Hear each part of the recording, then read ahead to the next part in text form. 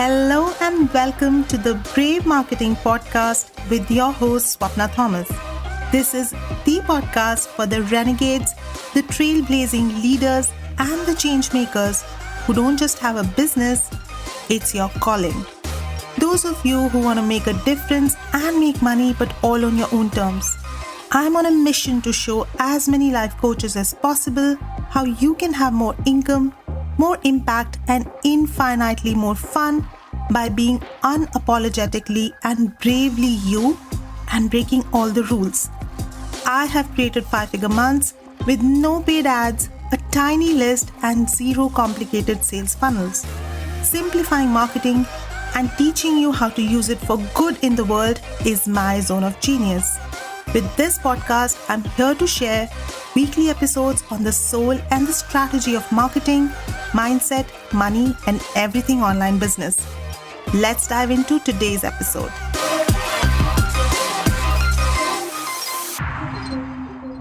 Hello and welcome to a brand new episode of the Brave Marketing Podcast.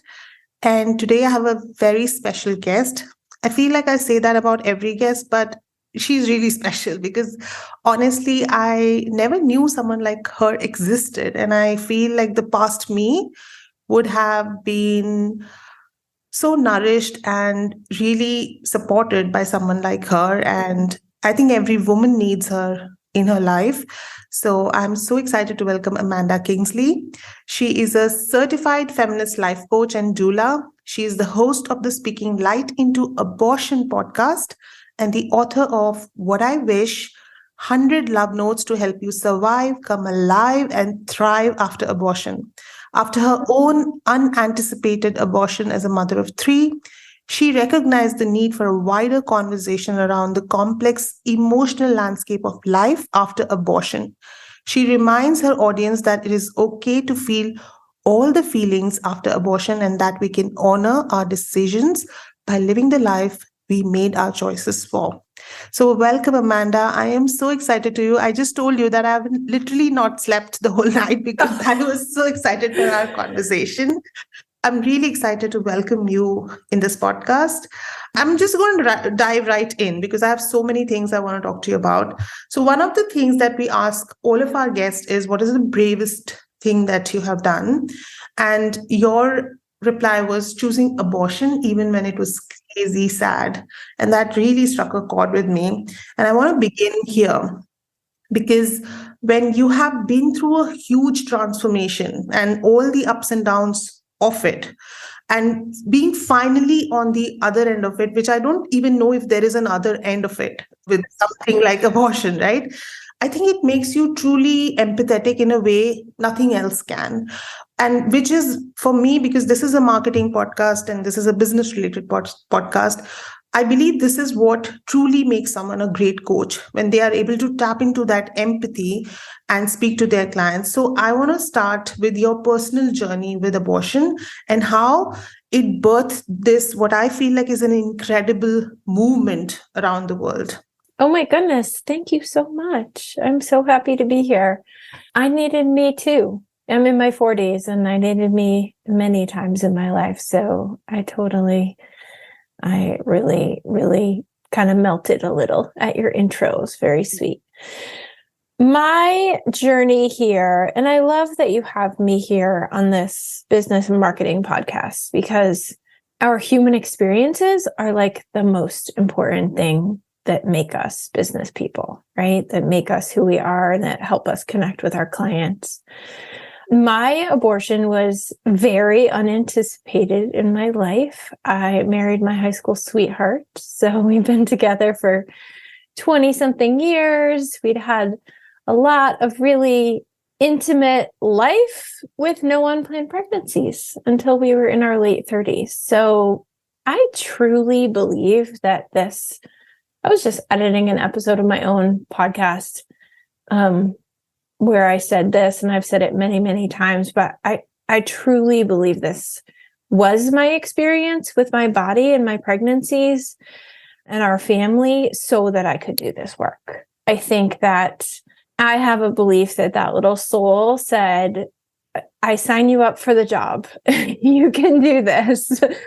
Follow the calling. And I never would have anticipated, as I was looking down at an unplanned pregnancy test or as I was moving through the whole experience, that it would have turned into a business. Like, that took time to figure out, but not too much time, honestly. I just really think things happen for a reason. And I could not I forget what words you used to describe it, but I think you were talking about empathy. Like, I could not have supported people through this experience personally without having gone through it. Like, I needed to be in the shoes. And of course, all of our shoes are different. No two people who have abortions have the same abortions. But I really needed to be in the experience to be able to support people through it. So yeah, it kind of just happened. It happened and became a thing that I kept listening to and following until it turned into a business. And so here we are. I don't even know if I answered your question, but there's my intro. There's my start. No, but I think that's exactly what we needed to hear. And I was reading one of your posts on your Instagram account. By the way, the links for all of those will be in the show notes.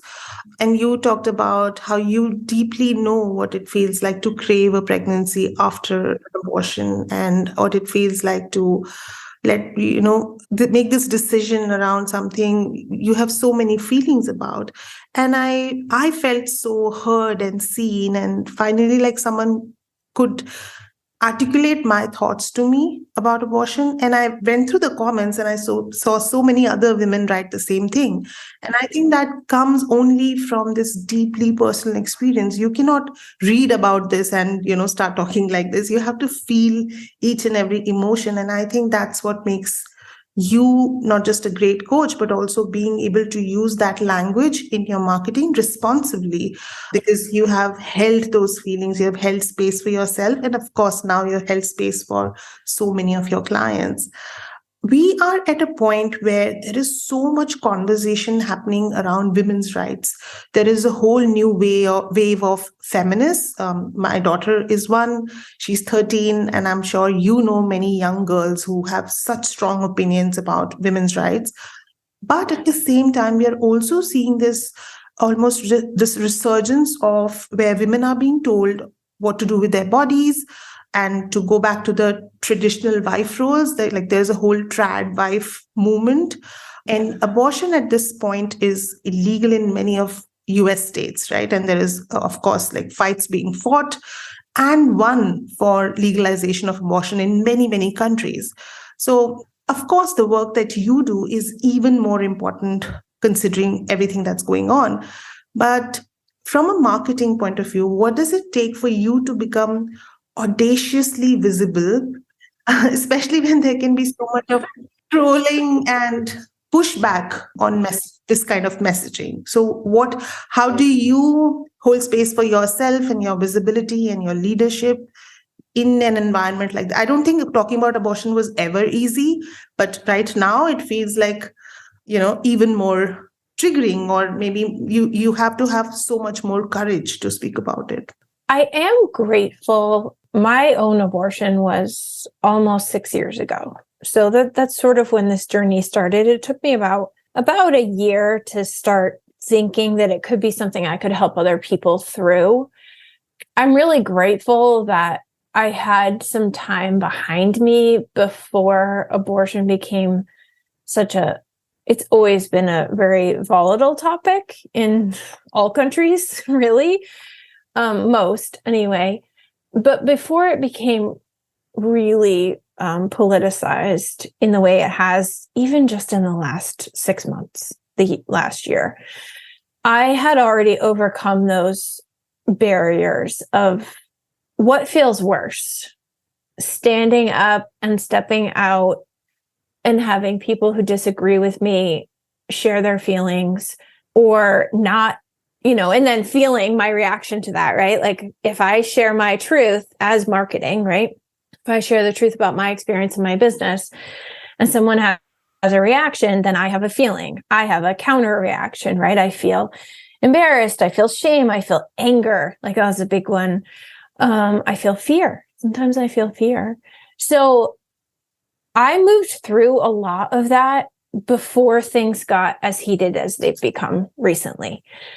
And I just had to ask myself, like, does it feel worse to not say anything at all and feel the feelings of like knowing you can help and you're not helping, knowing someone needs to hear it and you're not saying it, knowing that you have just a subtle perspective shift that can help someone move on with their life? Like, does it feel worse knowing you can say something and you're not, or saying it and getting the pushback? I had a reel recently that it did not go viral, but it got a lot more traction than other reels have. Most of my reels hit like we'll just say average 3,000 views. And this one like shot up to 12 within a day. And so there were a lot of trolls. This was just recently. And honestly, when I see those now, I still ask myself the same question. And I come back to the place of like, this is just more reason to do the work. All the pushback, all the people who disagree, they are really just fuel, because they show me like behind every one of those are 10,000 people who need to hear, who need some other kind of voice in their life. So I guess I'm like kind of talking slowly and thinking about it because it's just been a journey. Like it's been a journey. It was terrifying at first, like absolutely terrifying. But every time I shared and I knew I was helping someone, that feeling just is so much more powerful than the fear of staying small, not saying anything at all. I'd rather be a person who helps and gets hurt than a person who doesn't help at all. Oh, I love that. Yes. And I always say that your message is like a medicine, and those who need it, they need you to show up and stand up for it. And like you said, like these trolls, they have families too, and there might be young girls or women in their families whose voices are being drowned, because if they are this loud on the internet, they're definitely, making their noise in their families.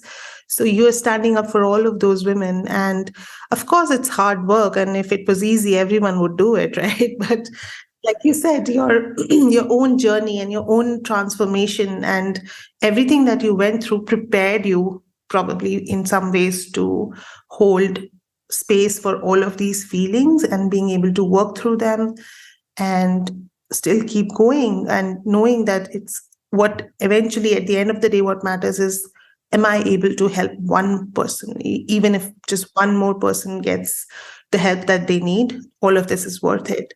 And can I just say, like, we're coaches, right? So if I use the word should, with some hesitation, but not much, we should be able to use the tools that we teach ourselves. And so for me to show up and let shame or anger or fear overpower my desire to help is kind of the very proof that I'm not using the tools that I teach, because that's what my clients are feeling: shame and fear and embarrassment, all of it, right? So as coaches, we're perfectly primed to show up and market if we're willing to use the tools that we teach. And that is true embodiment as well, right? When you're using the tools that you're teaching your clients, and if you can show them how you do the work, even if it's on a completely different topic, like if it's on marketing, but it's the same feelings, the shame, the guilt, the fear, all of those are real human emotions, right? And if you need to show them how you work through them, it gives them the confidence that they need, that I'm also able to work through this.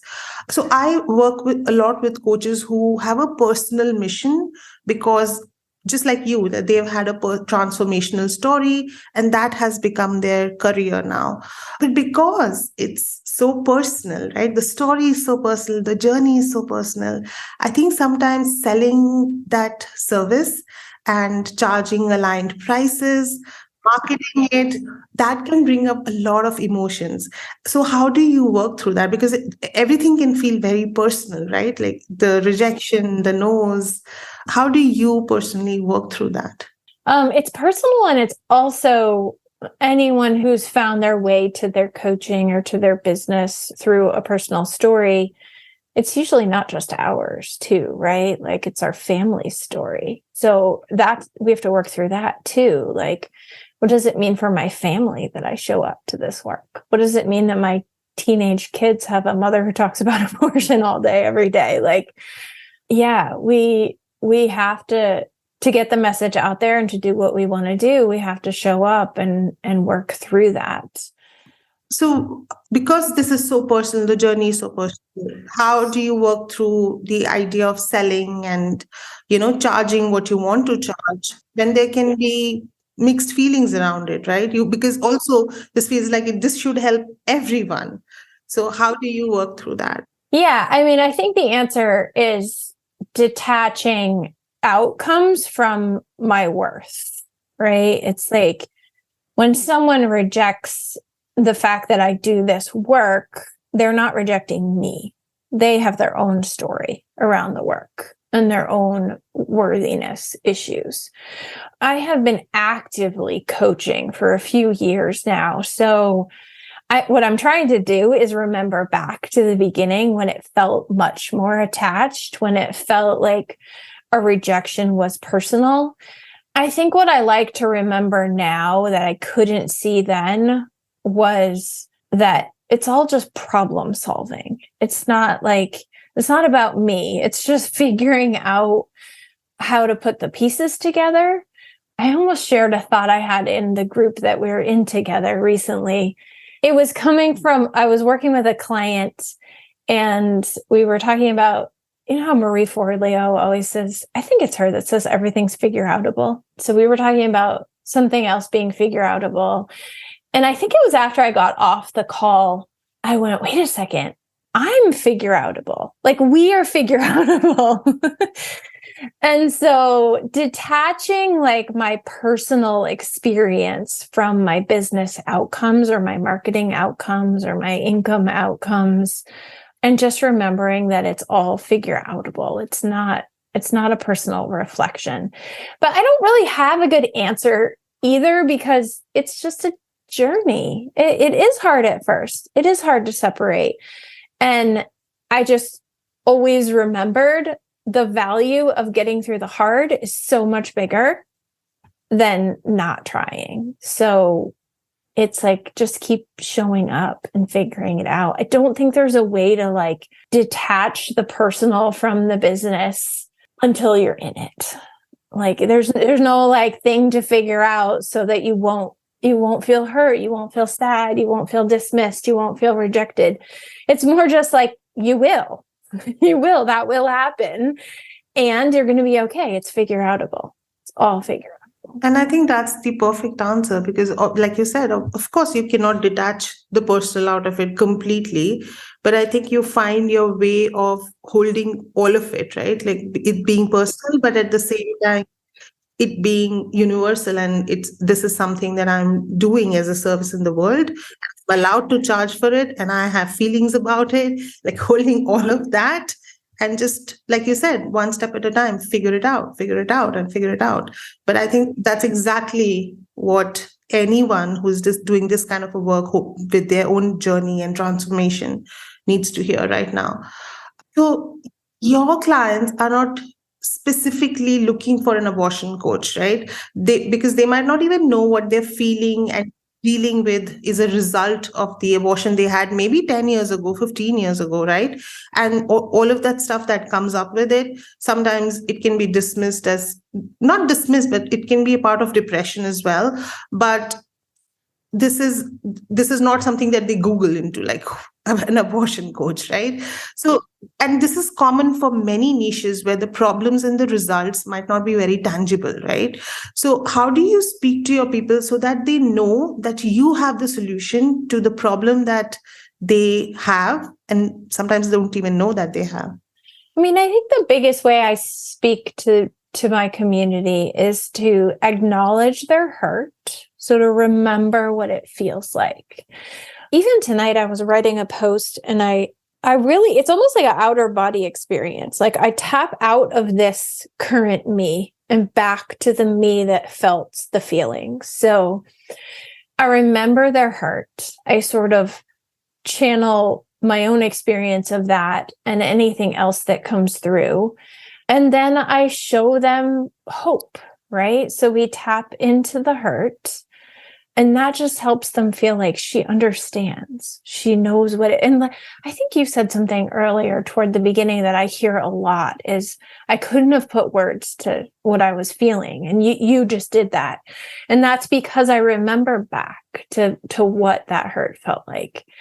And then I show them that there's hope, that it doesn't have to be that way forever, that this is how I overcame it, or this is what I see as possible, or give them a direct tool to use. But it's a balance of like really tapping into what is the experience they're having, and then what do I have to offer that might shift that experience in the direction that they want to go. Yeah. And I teach a concept called the AHA bridge of transformation. And it's exactly how you're sort of like practically demonstrating that, because I feel like we go through this bridge of transformation, right? And every point in our journey, we have these AHA moments and we have these breakthroughs and insights.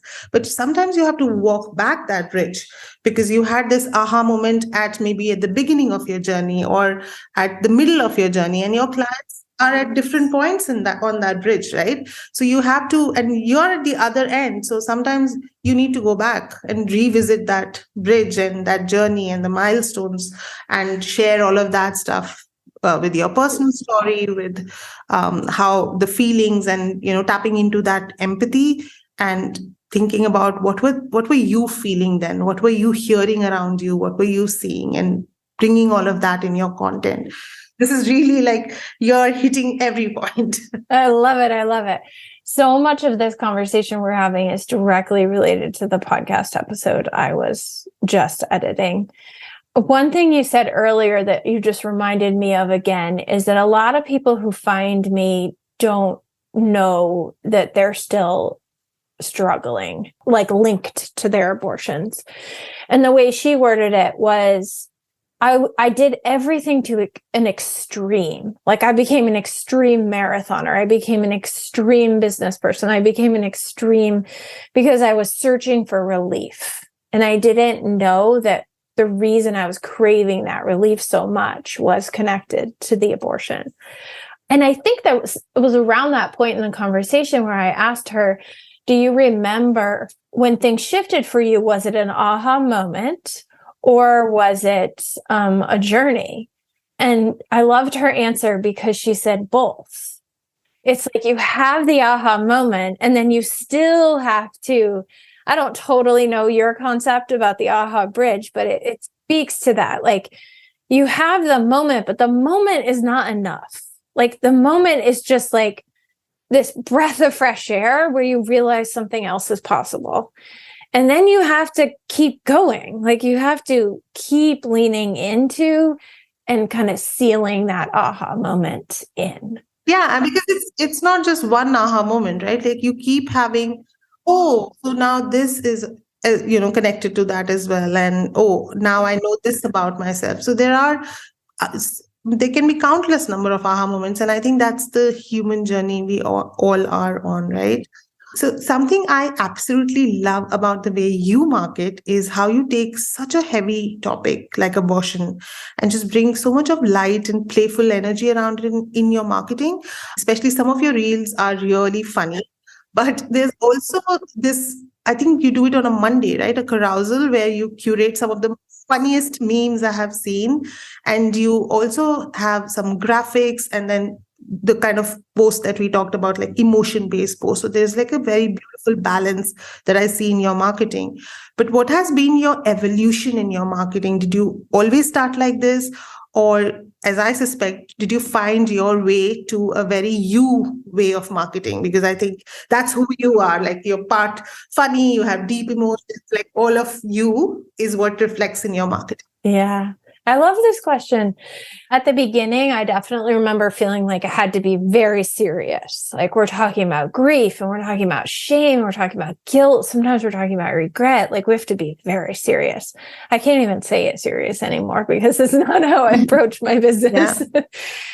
But I do remember feeling like I don't want someone to think I'm not taking this seriously. I don't want someone to think I'm disrespectful. I don't want someone to... It was all about just my insecurities around what other people would think.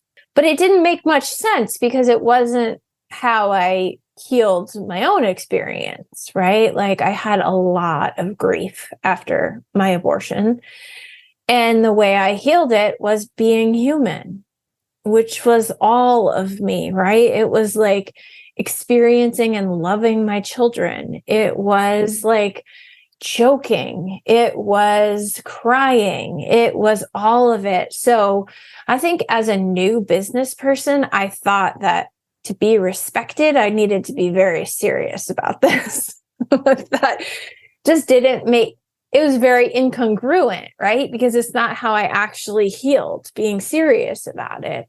I healed by going, I'm a whole and complete human. And I think the abortion conversation, like the social, political, media-driven conversation about abortion really plays into the extremes. And so it takes all the humanity out of this very human experience. It portrays us as certain kinds of people versus just people who make choices. So the relief my audience finds is like, oh, I just heal by being human. And I have to remind my clients of that a lot. They'll come into my program and like want to be all serious and just talk about abortion the whole time. And I don't want to waste any time not talking about abortion. I'm like, whoa, hold up. Like, can we talk about what brings you joy? Like what brings you, and we do it all. But if we're not laughing and crying and taking deep breaths, and then we're not in the human experience. We're just trying to isolate out this one thing that happened and fix it as if it's an easy button and going to make everything better. We just have to be all of who we are in our marketing, in our businesses, in our coaching. So the two things are coming to me right now. First is that I think you talking about abortion and all of the things that come with it in this way, it normalizes your clients to feel like humans, to have all of those feelings. Like if they want to laugh, they can laugh. If they want to cry, they can cry. If they just want to just check out for a day, like that's also okay. Like I think your marketing will help them see that this is the kind of coach that I want to work with, because she'll hold all of my humanity. And it's not just about, constantly grieving. But I think the way you heal your grief is also through allowing all of the other emotions to come through as well. And the second thing that I think every spiritual or life coach who deals with something like a heavy topic like this needs to know that this is not a sprint, it's a marathon. You're in this for a long run. And if you're just keeping it so heavy and so serious all the time, you're not going to want to wake up and do this one more day. So just remember that, and, and maybe it's not joking or funny reels might not be your style, but how can you bring a little bit of playful energy, a little bit of light energy in your marketing is what I want everyone to start thinking about. And maybe you do that by going and looking at all of Amanda's Instagram content, because it's such a good example of that. I thought of something else because you mentioned the carousel. Every Monday I do like a carousel of all the funny memes I've seen in the week, and they have almost never have anything to do with abortion. I don't know if I realized this or if I realized it because you brought it up, but I think so many of us who are in any kind of healing business like coaching, we don't count on networking. Like it's not like most of us don't run a business completely based on networking, but bringing your humanity to your marketing is such a great tool for networking, because just that carousel alone has attracted so many people to me And then all they see is like, oh, she's a after abortion coach? Like, what? That exists? So it's a great way. Like, I didn't like consciously put this together until now, but infusing your marketing with things that are outside of just the like all the constant same stuff over and over again is a great way to network, because so many, like, I think even just in starting those, more and more people will send me random messages, right? They'll send me articles about abortion, or they'll send me funny something about abortion, or ask me questions about abortion, just because I've shown up as a human and attracted more people know what I do. Just like, because I can't help it, but when I look at all of these things, I can't help but put like a marketing lens to it. I also think like if you keep talking about the same thing in the same way all the time, you start speaking to an echo chamber, right? You create your own echo chamber. But I think stuff like this just cuts through that noise and it reaches to new audiences, because what we constantly want to do is to grow our audience. And sometimes it might be stuff like this, which is nothing to do with your topic, which actually reaches new audiences and brings them back. And like you said, they might have a little bit of dissonance and like, who, what is this? Who is she? But I think that is also like a great way for them to be curious about what do you do, because like you said, yours is a very, very specific niche, right?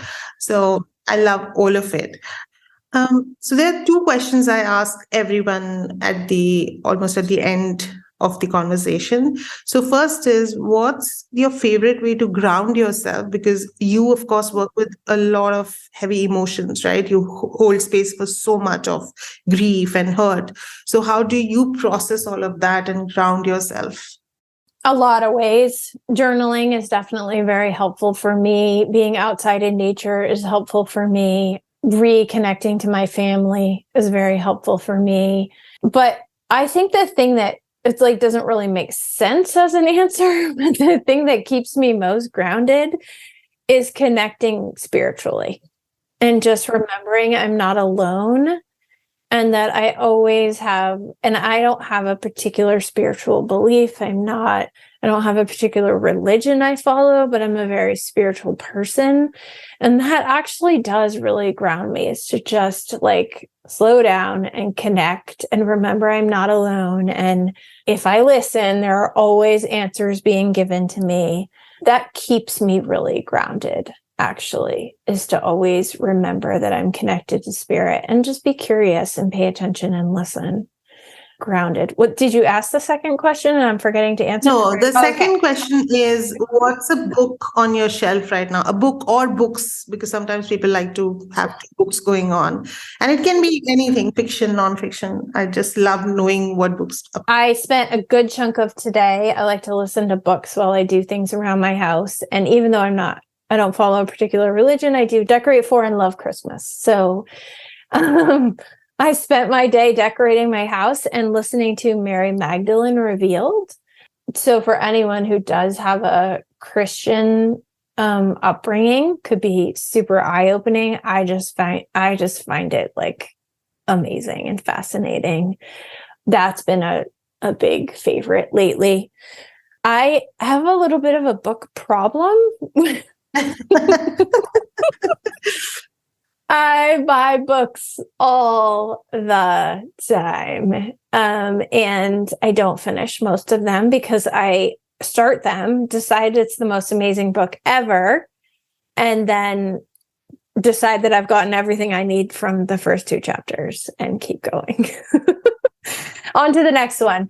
But one of the first books that ever really spoke to me was Eckhart Tolle's A New Earth. That was a huge one for me in just really thinking about the world in new and different ways. So I am very much a book person, but I won't keep going on all the books I have going right now.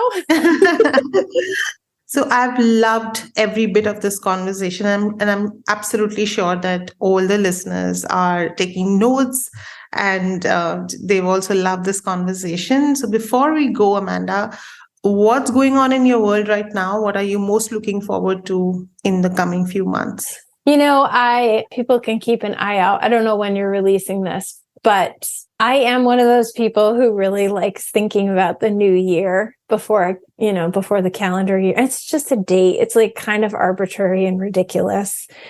But I recently was putting together some content for like visioning the new year, and I got so excited.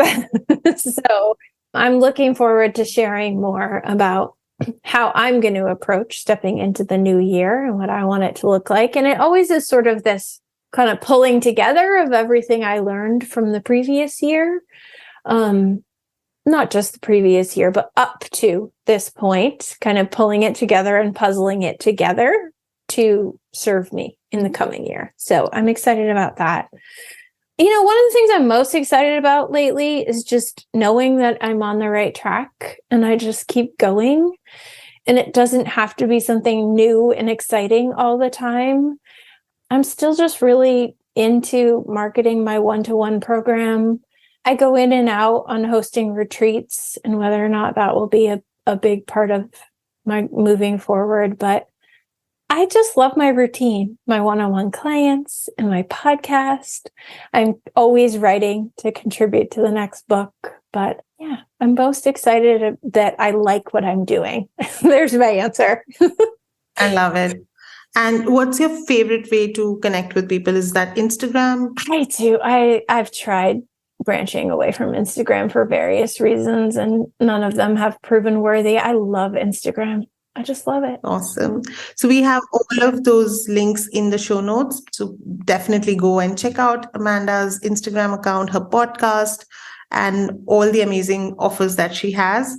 Thank you so much, Amanda, for speaking to me and being on the Brave Marketing Podcast. I loved every bit of our conversation today. Thank you so much. I feel like this was a gift.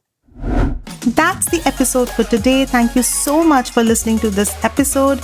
I am thrilled to have you as part of the Brave Marketing community. Because this podcast is still brand new, it would mean so much to me if you could leave a 5-star review, as that will make it easy for other brave hearts to find this podcast and grow our community of rule breakers. Until next time, have a brave week ahead.